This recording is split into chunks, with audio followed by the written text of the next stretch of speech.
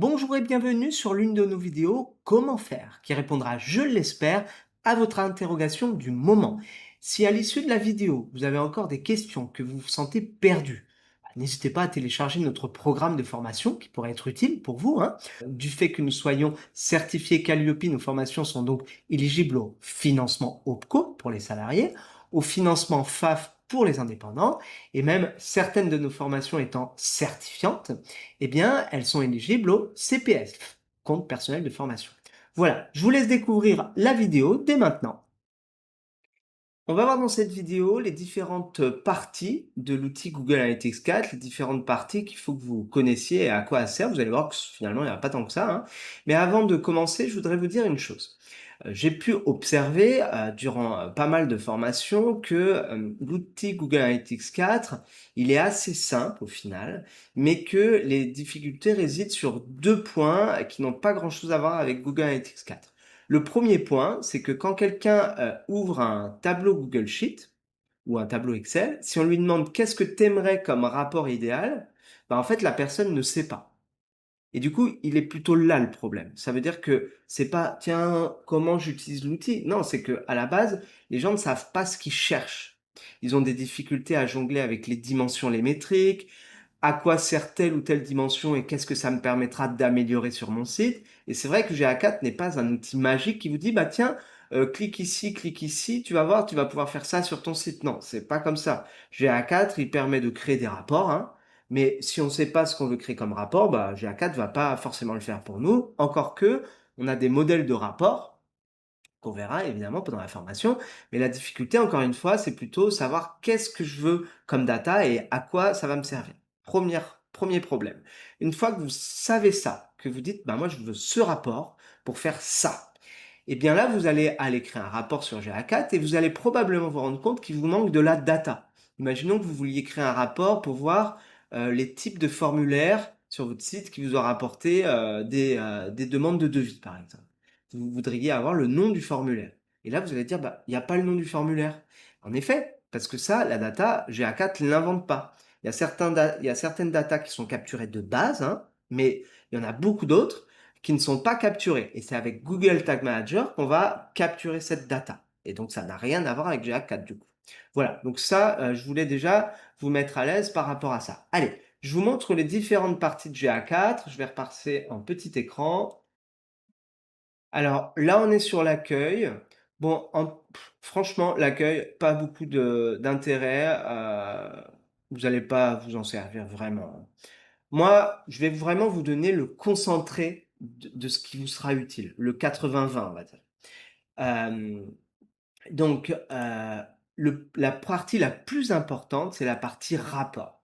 Donc je clique ici, un rapport, et là, je vais vous présenter comment, est découpée cette partie. Là, alors bon, là, on a les aperçus en temps réel. Là encore, pas beaucoup d'utilité, donc je vais pas trop vous en parler. Par contre, ici, là, vous avez ce qu'on appelle les collections. Alors en fait, les collections, elles peuvent être différentes d'un compte GA4 à l'autre. Déjà, au moment où vous installez GA4, l'outil vous pose deux trois questions et en fonction de vos réponses, il va vous activer telle ou telle collection. On verra que ces collections, on peut les désactiver, on peut en créer, on peut les modifier. Donc, dans chaque collection, il y a des thèmes: acquisition, engagement, monétisation, c'est des thèmes. Et à l'intérieur de ces thèmes, il y a un premier rapport qu'on appelle un rapport vue d'ensemble. Moi, ça, je l'utilise pas. Donc, j'ai remarqué au fil des formations que, bah, les gens l'utilisent pas trop. Bah, on apprend pendant la formation créer un rapport vue d'ensemble, mais on va pas, forcément, trop approfondir. En revanche, on a les rapports détaillés. Ça, c'est pour moi le gros de GA4. Donc les rapports détaillés, ici, donc là, on a un rapport acquisition d'utilisateur avec une dimension, mais on peut en choisir une autre dimension. Donc chaque rapport, vous avez des dimensions qui correspondent au thème. Ça veut dire que là, on est dans l'acquisition d'utilisateurs. Bah, comme vous pouvez voir, on a des dimensions euh, qui, qui sont en rapport avec le thème. Si vous allez dans le rapport, euh, par exemple, technologie, eh bien, vous aurez des dimensions qui correspondent à technologie. Donc, type d'écran, de l'utilisateur, catégorie d'appareil, mobile, desktop, etc. Vous voyez, donc les dimensions sont regroupées par thème.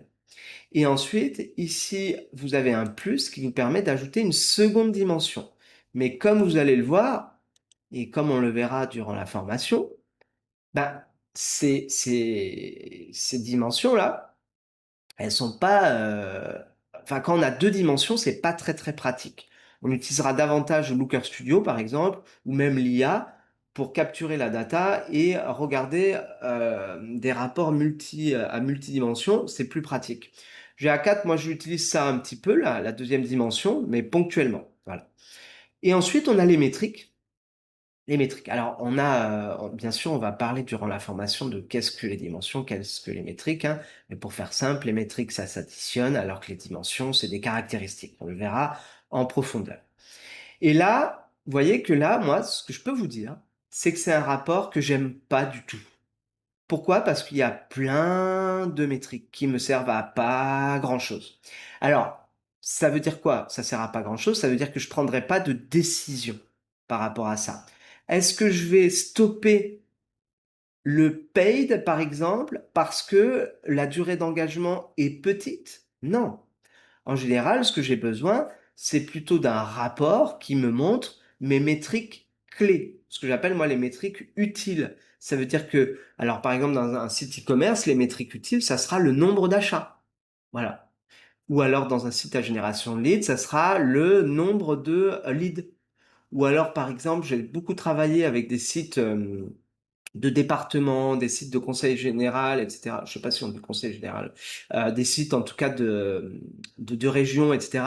Eh bien, j'ai beaucoup travaillé et souvent, au début de formation, ils me disent, ben, non, mais nous, on n'a pas de lead. Nous, ce qu'on veut, c'est envoyer les visiteurs vers vers le site de nos partenaires, les professionnels, grosso modo. Bah, alors là, d'un seul coup, la métrique utile devient les clics sortants.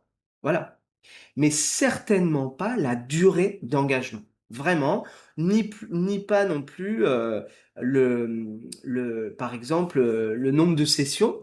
Ah, c'est bien, mais en fait, le nombre d'utilisateurs, ça sera probablement mieux. Parce que les sessions, on peut en avoir 3, 4 pour un seul utilisateur. Est-ce que ça nous sert de savoir le nombre de sessions? Bah, pas tant que ça, en fait. Alors moi, je vais vous montrer, par exemple, un rapport que je trouve davantage utile. Ça, c'est pour le e-commerce. Là, on a un rapport utile. On a directement les articles consultés. Donc ça, c'est la métrique volume. Et les métriques utiles, elles sont là. En l'occurrence, article acheté et revenu. Article ajouté au panier, bah, c'est pas mal. C'est une métrique intermédiaire, hein, utile. Comme ça, on voit où casse le tunnel, hein. Et dans la génération de lead, on aura davantage ce genre de... alors, il est où? Je l'ai mis où? Ah ben, je l'ai plus. Alors, voilà, dans la génération de leads, ça sera ça. Là, on a une métrique de volume. Il faut toujours une métrique de volume, hein, pour pouvoir comparer avec la métrique utile. Je vous donne un exemple. Imaginons que vous avez 3 leads. On peut dire, oh, 3 leads, c'est pas beaucoup. Oui, mais si vous avez eu 5 utilisateurs, c'est pas mal. Vous voyez? Donc c'est pour ça qu'il faut toujours une métrique de volume. On verra pendant la formation quelle métrique de volume utiliser selon la dimension et selon la métrique utile, la métrique clé, on va dire. Mais vous voyez, ça, c'est un rapport utile. Alors là, c'est de la data démo, donc on n'a pas de data à remplir, hein, mais vous voyez qu'on va tout de suite à l'essentiel. On a l'événement clé, le taux d'événement clé par le nombre d'utilisateurs et la dimension qu'on veut observer. Voilà. Il faut donc garder à l'esprit, c'est que ces rapports détaillés, c'est le, c'est la partie la plus importante de GA4, hein, mais que les rapports détaillés servis par GA4, en général, ils sont vraiment pas très bien parce qu'il y a trop de data qui ne vous permettent pas de prendre des réelles décisions. Voilà. Ensuite, la partie d'après, ça va être la partie explorer. Donc je clique ici, hein, j'ai déjà cliqué, explorer. Et là, on peut voir que j'ai différents modèles de rapports qui sont beaucoup plus visuels. Nous, pendant la formation, on va plutôt faire un exercice sur exploration de l'entonnoir, parce que l'entonnoir, eh ben, il est bien parce qu'on peut l'importer dans nos rapports traditionnels. Je vous montre. Vous voyez là, je suis dans monétisation, ici, parcours d'achat. On dirait que c'est un rapport, traditionnel parce que je suis dans la partie rapport, hein, mais en fait ça, c'est un rapport que j'ai pu importé depuis Explorer, depuis un rapport entonnoir. Les autres rapports de Explorer, qui sont là, on ne peut pas les importer dans la partie rapport traditionnel. Il n'y a que l'entonnoir qu'on peut importer. Voilà, il est là. Et ça, c'est très pratique. Voilà, donc ça, on le verra pendant la formation. Mais ensuite, en ce qui concerne les autres rapports explorés, bon, on verra comment fonctionne le système parce qu'en fait, c'est toujours le même mécanisme, hein. Si j'en ouvre un, en fait, peu importe la galerie de modèles qu'on utilise, c'est à peu près toujours le même mécanisme. On a ici 2 colonnes, on verra en détail comment elles fonctionnent, et à droite, on a le rapport en question avec nos différents visuels qu'on choisit. Selon le modèle qu'on aura choisi, ça sera différents visuels. Mais moi, je considère qu'à l'heure où j'enregistre cette vidéo, le 14 août 2026 du coup, eh bien, l'exploration se fait davantage via de la data visualisation, mais surtout via de l'IA. En fait, GA4 va nous servir désormais davantage de base de données. C'est une formidable base de données, hein, pour stocker les visites, toute la data de notre trafic, hein. On n'a pas le choix que d'utiliser une base de données. GA4 est super, hein, c'est gratuit en plus, donc franchement, autant l'utiliser. En plus, c'est relié avec Tag Manager, donc c'est génial, hein, il n'y a pas à discuter de ça. En revanche, en ce qui concerne la visualisation, aujourd'hui, l'IA nous offre des possibilités vraiment mieux pour visualiser les choses. Et explorer ne paraît plus adapté. Voilà, les choses bougent, et moi, je suis là pour vous dire ce qui se fait maintenant et comment les choses évoluent. Donc ça, c'est la partie explorer. On va maintenant regarder la partie admin. Donc la partie admin, bah, vous allez dans administration, en bas à gauche, la petite roue crantée. Et alors, déjà, je voudrais vous mettre à l'aise parce que quand on regarde ça, on se dit, là, Franck, il y a vraiment, vraiment beaucoup de choses à connaître. Alors, pas tant que ça. Franchement, vous tracassez pas. C'est pas parce que vous n'allez pas faire de réglage ici que vous n'utilisez pas convenablement GA4. GA4, c'est simple. Vous avez besoin de 4, 5, 6, 7 rapports avec vos métriques phares et il n'y a pas besoin de faire 40 réglages. Soyez tranquille par rapport à ça. Maintenant, une fois qu'on a dit ça, déjà, il faut savoir que la partie gauche et droite, c'est la même chose. C'est-à-dire que en fait, tout est en double. Voilà, déjà, ça, c'est la première des choses. Ça veut dire que là, j'ai cliqué sans faire exprès, mais voilà. Si j'ai ce que j'ai ici, là, c'est la même chose que ce que j'ai ici. OK? Ensuite, si je regarde compte, je m'apercevrai que grosso modo, ça me sert surtout à donner les accès et avoir l'ID du compte. Si je regarde propriété, pareil. Bon, c'est pas sorcier. Donc déjà, on élimine 2 sections. Ensuite, association des produits. Alors, je saute ces deux-là pour y revenir après. Mais association des produits, bah là, c'est simple à comprendre. C'est pour associer Google Analytics 4 avec les autres produits de Google. Bon, c'était pas grand-chose à savoir. C'est juste que si vous voulez associer Google Ads, bah, vous cliquez ici. Grâce à ça, vous aurez de la donnée qui arrive dans votre GA4. Pareil pour la Search Console, etc., etc. Pareil pour BigQuery. Par exemple, si vous voulez exporter la data vers BigQuery, c'est quelque chose que je fais, moi, pour après avoir justement des beaux rapports faits avec l'IA, bah, vous avez juste à cliquer ici, voilà, et hop, c'est réglé. Ça concerne pas trop GA4, pour le coup, ça concerne plus BigQuery. Après, il vous reste deux parties ici. Alors là, c'est vrai qu'il y a deux, trois réglages, mais en fait, vous tracassez pas. Le jour où vous vous dites, tiens, j'ai un problème, bah, c'est qu'il faudra certainement aller voir dans la partie administration. Alors, on verra les deux, trois cas les plus courants à travers d'autres petites vidéos et à travers la formation, mais en gros, ici, vous avez le flux de données. Donc là, c'est pas mal parce que vous pouvez aller chercher votre ID GA4, notamment quand vous travaillerez Google Tag Manager, vous en aurez besoin.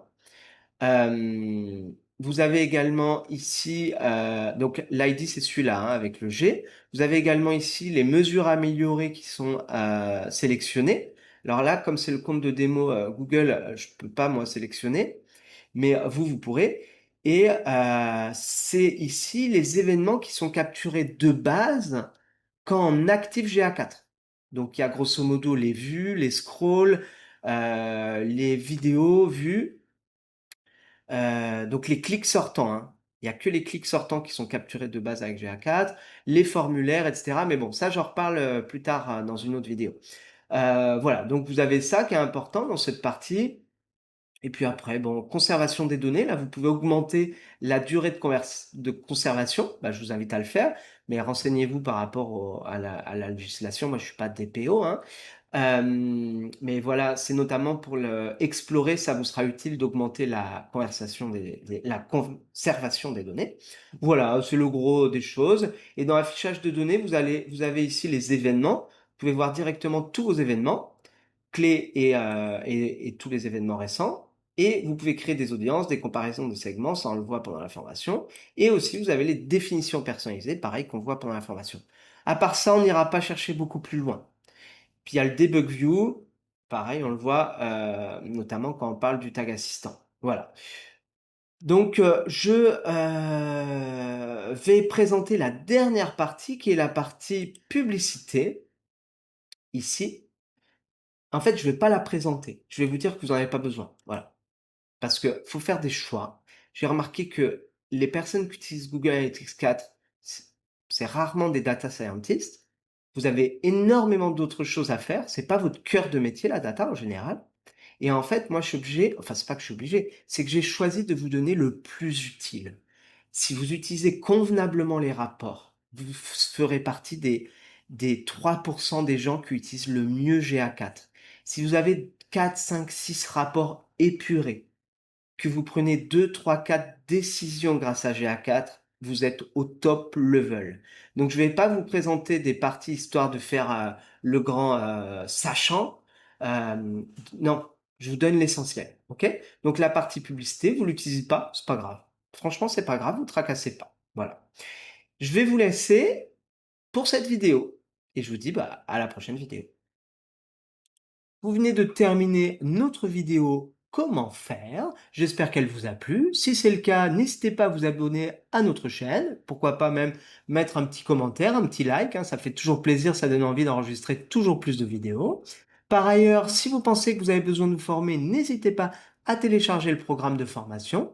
Sachez, comme je l'ai déjà dit, hein, que notre organisme étant certifié Calliope, les formations sont éligibles au OPCO pour les salariés, sont éligibles au financement FAF pour les indépendants et également certaines de nos formations étant certifiantes, elles sont éligibles CPF, eh bien, ça peut être utile pour vous de savoir ça.